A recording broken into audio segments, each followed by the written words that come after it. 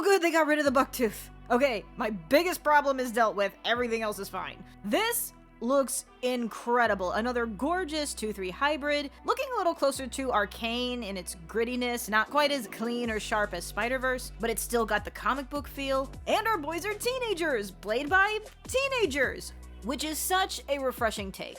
It's also something that I'm worried that old school fans might complain about, just because every single other incarnation, they've sounded adult, so this is definitely different. You know how old school fans feel about that. But other than daring to have a unique take, I'm sure it's so these young actors can grow into these roles for the multiple sequels and spin-offs that apparently have already been greenlit.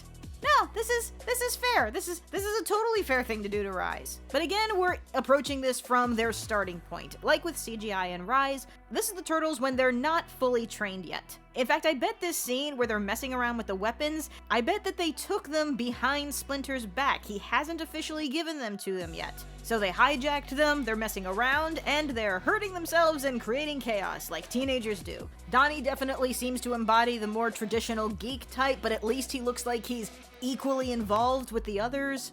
We'll have to see after the plot comes out whether this emphasizes certain characters more than others. And they got some relatively new, not famous yet actors. Of course, we still have our wall of celebrities, that with the exception of Baxter Stockman, which is a great choice, all of these will likely have 5 lines and will still be paid more than the animators.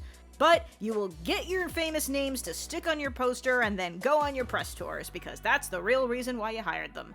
But you did give your main spotlight to some relatively new, but not unpracticed talent. So when we hear them, we actually hear the character and not just think of the celebrity face attached to them. So yeah, I'm better with this. Also, Andre's right, it does look like for Donnie they just took his face, or at least his glasses, and now I can't unsee it.